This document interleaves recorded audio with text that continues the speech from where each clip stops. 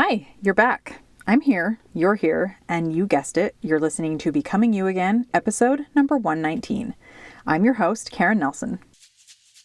Welcome to Becoming You Again, the podcast to help you with your mental and emotional well-being during and after divorce. This is where you learn to overcome the grief and trauma of your divorce. We're going to do that by reconnecting with yourself, creating lasting emotional resilience, and living a truly independent life so that your life can be even better than when you were married. I'm your host, Karen Nelson. All right, my friends, I am so glad that you are back listening today. I have to say, I had such a great week. I actually was able to, this past week, do a re-interview of the interview that, I don't know if you remember, but a couple of weeks ago, I told you about how my computer died and I lost some things on it. But the most important thing to me that I lost on it was an interview that I had done for the podcast with another person. And I was so sad that I lost that episode because I obviously didn't back up the way I should have. And I've been able to definitely forgive myself for that mistake.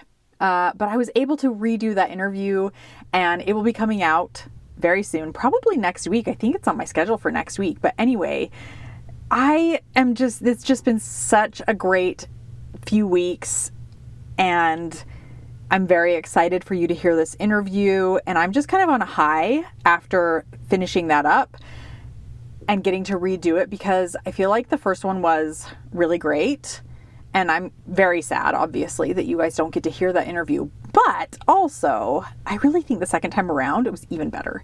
So when that comes out, please look forward to that. It's going to be great. You're going to be excited about it. We're talking about an amazing book that is out that I really believe can help you create a sense of peace and hope and calm in your life that so many of us who are going through a divorce are just seeking and desiring and wanting so badly.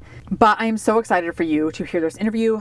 It will come out, I'm pretty sure it comes out next week. I don't have my schedule in front of me, but just look forward to that. It is an interview that I am very excited about. And so I've been having a really great couple of weeks. I hope that you are also doing well. And so let's jump into today's topic, which is about core values. First of all, what are values and why do we want to be intentional about figuring out what our individual values are? So to answer the first question, your values are your ideals or your beliefs or your attributes that you feel are important to kind of live by, to kind of guide your life. We actually use values as guideposts in our lives to help us make decisions. And most of us, unless we really think about it, aren't quite aware of this in our lives. And so you may or may not be aware of what your core values are, but I promise you that even if you're not aware about it, even if you're not aware of what your core values are, you are using that value system. You are using your value set to help you make decisions. Now, the goal for any one of us is to have kind of a clear vision about what we want out of life, the kind of person that we want to be, how we want to live, how we want to behave, how we want to act, right? How we want to support ourselves. And so when you know your value set, when you know what your core values are, those are the kinds of things that you can do in your life. They help you create the kind of life that you want. They help you make decisions now and for the future. They help support you in your clarity of knowing what's right for you and what's wrong for you. Because let's be real, not every decision is right or wrong for every person. It's just not. We can tell ourselves that there are right and wrong decisions for everyone, but that's more of like an ethical thing if we want to talk about right and wrong. But when it comes to your own personal individual life and those decisions, what's right for you may not necessarily be right for someone else. And so knowing your core values can kind of be your own North Star for your own life. And it makes making decisions a million times easier when you get really clear about what your personal value sets are. When you have a value set that you have decided on and that you understand, you can then add intentionality to your life. And when you are intentional about your life and about your choices and about your decisions, about who you are, you decrease the habitual reactivity to your stress response. Because when you add intentionality to your life, through deciding what your values are, through understanding what your core values are, you can increase the space between your triggers and your reaction to those triggers. You can decide on purpose how you want to react to anything that happens in your life. And then you use your true North Star or your value set to help guide you in whatever that reaction is going to be, to whatever circumstances happen in your life. Here's the thing. You might think that you know what your values are. I thought for the longest time that I knew exactly what my values were. Because growing up, as many of you know, and I talk about this quite a lot on the podcast, but I was raised Mormon, and I was told from a very young age what my values were. Every Sunday, as a young woman in my church, I went to a specific class for young women. And that was for between the ages of like 12 and 17. All of the teenage girls basically went to a specific class on Sunday. And we met for an hour every Sunday. And we also met during the week, but that was more for activities. But on Sundays, we would go and we would kind of have like a lesson for an hour. But we all met together in this room at the beginning, and we stood up and we had this theme. It was called the Young Women's Theme, or I think that's what it was called. But everyone had it memorized, and we all stood up and we all recited it together every single Sunday. And in that theme, there were values that we were told were important and we should be living by. So when I was in this class, I think there were like 7. It was like faith, individual worth, integrity, good works, things like that. I think they've since revamped it and there might be more. I'm not 100% sure. It's been a long time since I've been to a young women's class, so I can't say for sure. But when I was in, I'm pretty sure there were like 7. We all tried to live our lives by these values. And so overall, these were good things to be using as a guide for my life or for anyone's life, really. They're great things. And I'm not trying to diss that they shouldn't be teaching these things. No, I think these are good things to be using as a guide. The problem is that I didn't choose these values for myself. They were handed to me. And again, if you want to believe in something that is handed to you, totally believe in it. That's totally up to you. I'm not dissing that at all. But for me, I believe I have more power and control in my own life when I decide for myself what my own value systems are, what my own core values are, and what works best for me. That might be the case for you too. I can't say that for sure. You have to decide that for yourself, which is kind of why I'm presenting this podcast to you, right? To get you thinking about what my core values might be and have they been handed to me? And do I want to keep those or do I want to figure out what mine are for myself? Totally questions that you get to answer for yourself. But later in my life, after I left the church, I really had to decide for myself what value sets I was going to use as my own guidepost, my own North Star. And I believe that everyone's value system is most likely going to look a little bit different than anyone else's, only because we are all individuals living different, unique, special experiences. And we are all different individuals. And because of that, because we've all had different experiences, because we all have different brains that interpret things with different glasses and learn things and experience in different ways through our mind, our body, and our intuition, I believe that we can all choose for ourselves the values that work best for us as individuals. And so I had to decide for myself what my core values were. And I personally think it's important for every single one of us that we do this. But again, as I said before, it's totally up to you if this is something that is important to you and that you want to do. I do want to give this a little bit of a caveat. If you are still in the mindset of feeling traumatized by your divorce, if you are still feeling like really out of sync with yourself, maybe your nervous system is constantly heightened and in anxiety, and maybe you're often feeling triggered, or you're still on that very high and low emotional roller coaster that is happening constantly, you can decide for yourself, but I don't know if you are quite ready to figure out what your core values are to help you shape and mold your decisions moving into your future.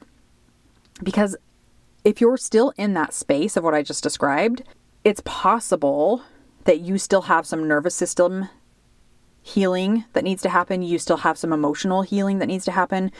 You still have some trauma healing that needs to happen. And of course, those things can continue to happen even after you figure out your value system, even after you've, cleaned up some of your grief and your trauma and all of that stuff. Those things will happen throughout your life. But it seems like, especially right after the divorce or right after the separation, those things are very heightened. And I believe that when the time is right, and after you've done some of that healing, you'll kind of naturally move into this space of really wanting to intentionally decide what your core values are and what you want your future to look like. So just kind of keep that in mind. Maybe you're in the space for it right now. Maybe you want to do some more healing and learning more about yourself and reconnecting with yourself. And that also is a beautiful thing. When the time is right and when you feel ready, you'll probably recognize, I think I'm ready to step into understanding more about my core values and what that looks like for me. But listen, I have clients who come to me for those healing parts that I talked about. I have clients who come to me to help them figure out what their core values are and then decide what they want their future to look like. And I have clients who come to me for both.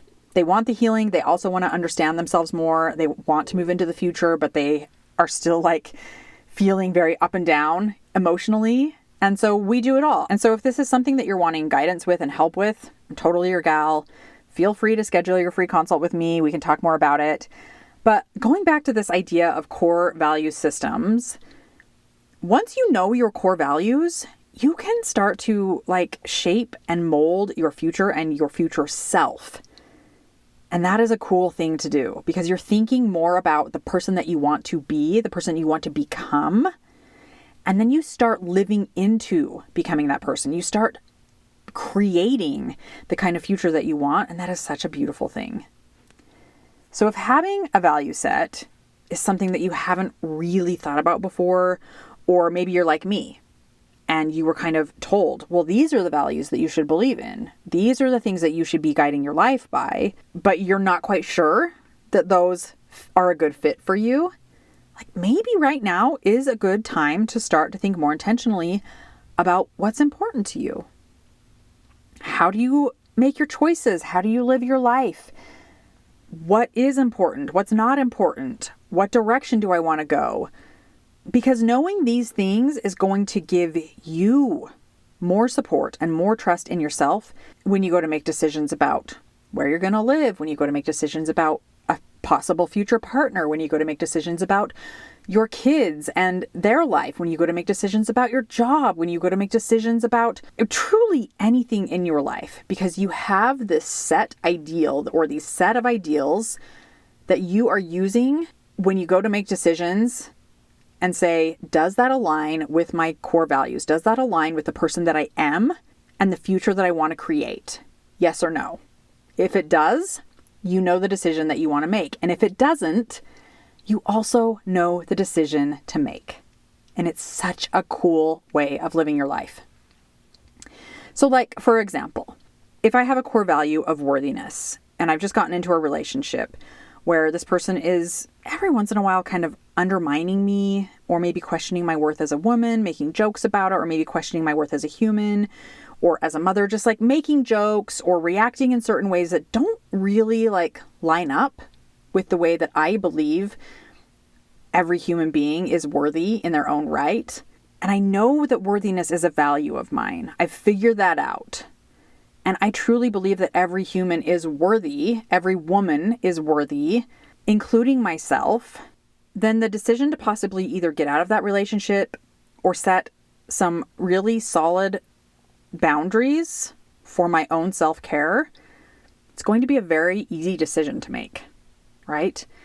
And so you can kind of see how understanding and knowing what your value sets are, your core values, is going to help you decide yes or no in whatever situation comes up in your life, because you use that as your guide. We can all use our lives as an opportunity to live and create whatever kind of life we want. It is totally up to you to give intention and direction to your life in a way that feels right to you. But you have to know what those core values are to be able to do that. And it's totally possible for you to know. So get thinking about your value sets. Do you know what they are? Do you want to know more about what they are? Do you have more to learn about yourself before you figure out what they are? There's a lot of different questions you can start asking here, but it's worth thinking about. All right, my friends, thanks for being here, and I will talk to you next time. Hi, friend. I'm so glad you're here, and thanks for listening. I wanted to let you know that if you're wanting more, a way to make deeper, more lasting change, then working one-on-one with me as your coach may be exactly what you need. Together, we'll take everything you're learning in the podcast and implement it in your life with weekly coaching, real-life practice, and practical guidance. To learn more about how to work with me one-on-one, go to KarenNelsonCoaching.com. That's www.KarenNelsonCoaching.com. Thanks for listening. If this podcast agreed with you in any way, please take a minute to follow and give me a rating wherever you listen to podcasts. And for more details about how I can help you live an even better life than when you were married, make sure and check out the full show notes by clicking the link in the description.